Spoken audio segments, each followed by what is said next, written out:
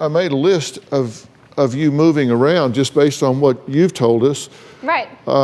You started out in Detroit stripping. Yep. Then you moved back to home. You were in conflict with your mother. Then you went to Arkansas when you were pregnant and you were sex trafficked. Yes, I was. Then back to Kansas where you had the birth. Yep. Okay, then to Dallas to strip. Who was After watching having the a child fallout here? with Mom. Who was watching the child here? A daycare. At 10 at night? Yeah, there's 24-hour daycares. Okay, then back to Kansas and you were stripping there. Yep. Okay, then Same back to sitter she'll have Detroit when we go back now. to give Dad a second chance. Yeah, that was a mistake. That didn't work out. Nope. Then to Miami with your daughter, and you were abused Yep. there. Where was your daughter when that was happening? With a sitter. No, you told us that she watched it. No, actually, she didn't. Yet again, you're lying.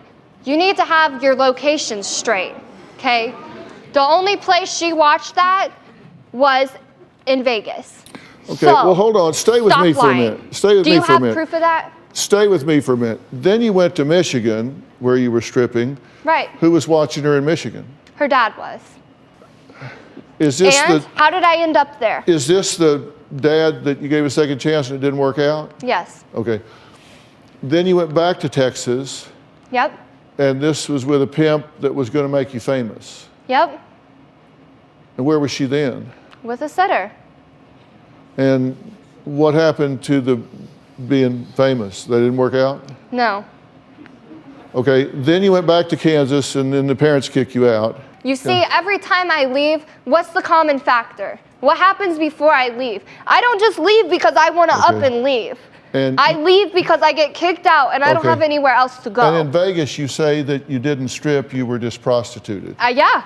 And then you're living in a shelter. Now there. we're in a shelter. In Texas, you have a pimp telling you you're going to make him famous. Yeah. Then you go to your parents, then you have another pimp tells you he's going to make you famous. Right. Didn't that seem like, heard this before? Yeah, it did. But you know what? When I'm out in 6 inches of snow and I have nowhere to go, I'm gonna believe it because I'm vulnerable, I'm upset, and I have nowhere to go. So I'm gonna fall for it. If my parents wouldn't have threw me out, I probably would have had the wherewithal to know this is dumb, this isn't gonna work, I'm gonna end up in the same mess.